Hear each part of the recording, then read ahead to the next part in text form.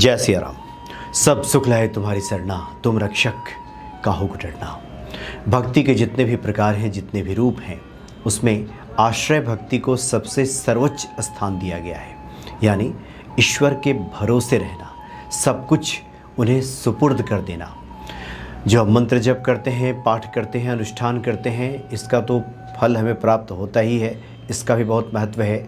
लेकिन इन सबसे बढ़कर के आश्रय भक्ति को बताया गया है कि जो लोग ईश्वर के भरोसे रहते हैं, उनको सब सौंप करके, सुपुर्द करके रहना अगर कोई शुरू कर दे, तब तो उसके सभी कार्यों को हनुमान जी स्वयं संभालने लगते हैं। कि तुलसी भरोसे राम के, निर्भय होके सोए, अनहोनी होनी नहीं, होनी हो सो होए।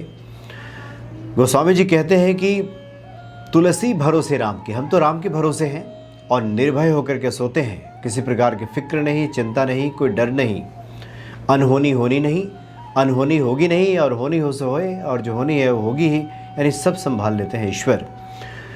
यानी मैं योग और क्षेम की रक्षा करता हूँ। जो भगवान कृष्ण कहते हैं कि जो भक्त के पास है उसकी रक्षा करता हूँ, और जो नहीं है उसे प्रदान भी करता हूँ। आप अगर सोनपुर जाएंगे, जहाँ पे बाबा हरिहर नाथ जी का मंदिर है, और जहाँ पे गज की पुकार पे आ गए थे भगवान विष्णु बचाने के लिए, वहाँ पे लिखा हुआ भी आप देखेंगे कि गंगा गंडक का संगम, ये गज ग्रह का थल है, जहाँ आकर स्वयं प्रभु ने दिया आश्रय को बल है। वहाँ पे यानी कि जो मगरमच्छ है, उसने गजराज का पैर पकड़ लिया था, खींच रहा था पानी में, और उस निसहाय अवस्था में अपने को भगवान विष्णु के सुपुर्द करके उन्होंने जब पुकारा, वो जो करुण पुकार हुई, वहाँ पे भगवान विष्णु स्वयं आ गए और दिया आश्रय को बल है। आश्रय भक्ति को बल दिया कि आश्रय भक्ति से बढ़कर के कुछ भी नहीं है। अगर हम ईश्वर के भरोसे हो जाएं तो इससे बढ़कर के कुछ भी नहीं है। और ऐसा नहीं है कि आज के संदर्भ में देखें तो ये इस तरह घटनाएं घटित नहीं होती, आज भी होती हैं।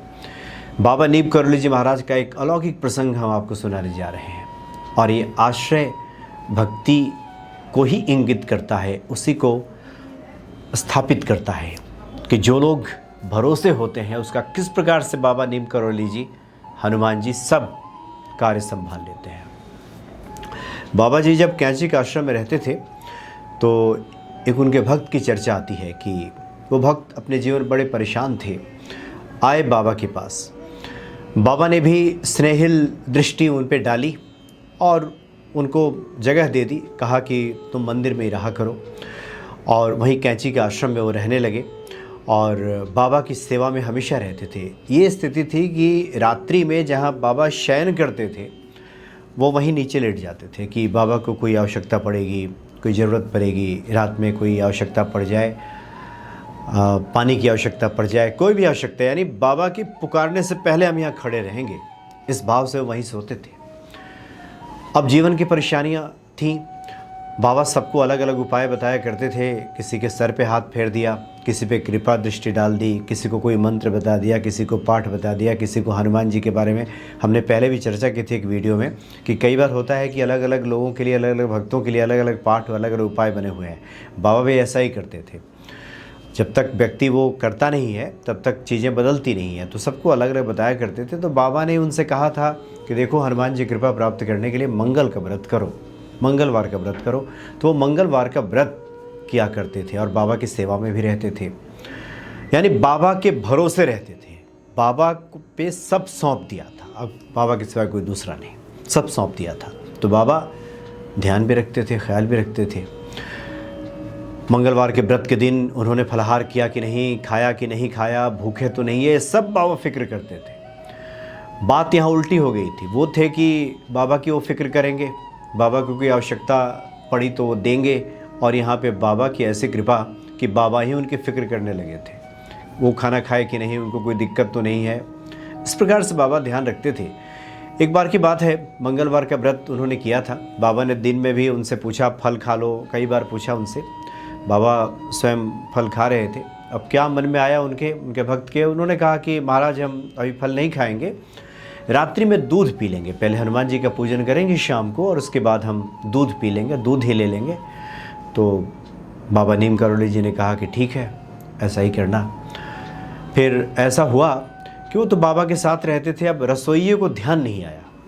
जो लोग आश्रम में होते थे, जो प्रसाद वगैरह जो बंटता था वहाँ पे, और जो लोग फलाहार हैं उनको व्यवस्था होती थी कि उनको दूध वगैरह दे दिया जाए। रसोइये को ध्यान नहीं आया, उसने दूध नहीं दिया, और ये जो भक्त थे मांगने भी नहीं गए।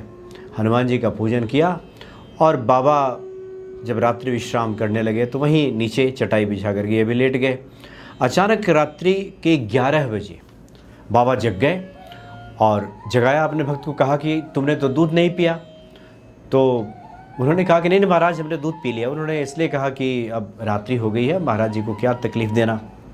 उन्होंने कहा कि नहीं महाराज जी, हो गया है, दूध मैंने पी लिया है। तो अब महाराज जी तेज़ आवाज़ में बोलने लगे, यानी बाबा नीम करोड़ी जी महाराज बहुत तेज़ आवाज़ में बोलने लगे कि झूठ बोल रहे हो तुमने दूध नहीं पिया, तुम्हें किसी ने दूध नहीं दिया। इतने ज़ोर से बाबा बोल रहे थे कि आश्रम में जितने लोग थे जग गए।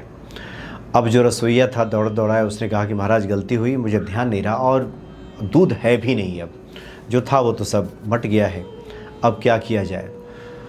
तो बाबा ने डांट फटकार सबको लगाया, तुम लोग किसी काम के नहीं हो, इस तरह से डांट करके हटा दिया सबको। और उसके बाद बाबा ने दरवाज़ा बंद कर लिया, जिस कमरे में बाबा सोते थे दरवाज़ा बंद कर लिया, और बाबा और उनके भक्त। अब बाबा ने कहा कि देखो, उन्होंने अपने जो चिर परिचित बाबा का अंदाज है, धोती में से हाथ निकाला और उसमें से पूरी और 2 प्रकार की सब्जी निकाली वहाँ से बाबा ने, और कहा कि देखो अब तो रात्रि के 12 बज गया है, अब तो दिन बदल गया है, अब मंगल के बाद बुध हो गया है। हालांकि तुम सूर्योदय के बाद अपना प्रण तोड़ते हो, अब तो तुम खा सकते हो, अब खा लो।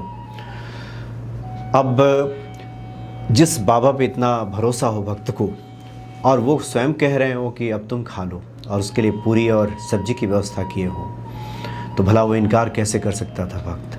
भक्त ने कहा कि हाँ महाराज, मैं अब खा सकता हूँ। और भक्त रोटी पूरी और सब्जी लेकर के बाहर जाने लगा। तो बाबा नीम करोड़ी जी महाराज ने कहा कि नहीं बाहर मत जाओ, तुम यहीं बैठ के खाओ। तो वो भक्त वहीं पे बैठ कर के खाने लगे। तो महाराज जी ने पूछा खीर खाओगे?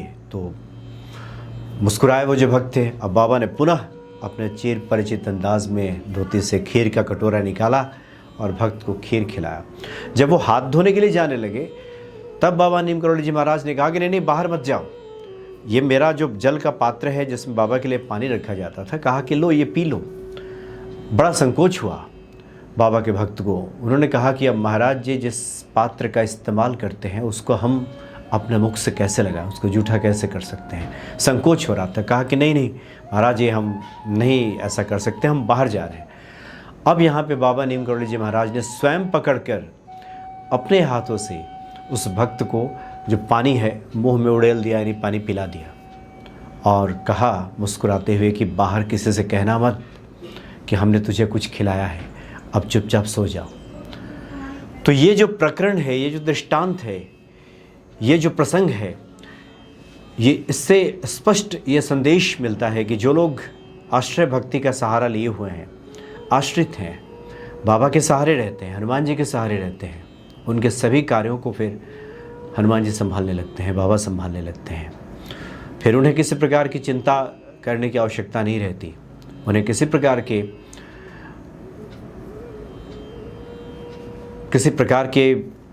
प्रकार की चिंता, जो दुश्चिंतता इसको कह सकते हैं, किसी प्रकार के भय में भी पड़ने की आवश्यकता नहीं होती। ऐसे कई दृष्टांत उदाहरण देखने को मिलते हैं।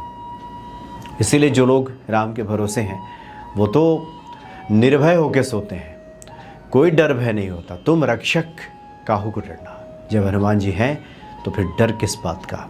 इसलिए पूजा पाठ के साथ साथ भक्तों की कोशिश ये निश्चित तौर पे होनी चाहिए कि ये पूजा पाठ उसी आश्रय भक्ति की तरफ हमें ले जाए, और एक स्थिति ऐसी आ जाए कि भले ही हम पाठ न कर पाए हों, भले ही हम मंत्र जप ना कर पाए हों, लेकिन भक्ति ऐसी कि हम उन्हीं के भरोसे हो जाएं, तो निश्चित तौर पे हम कृपा पात्र बन जाते हैं। हमारी छोटी बड़ी सभी ज़रूरतें हैं, जो आवश्यकताएं हैं, उसकी पूर्ति स्वयं हनुमान जी करने लगते हैं।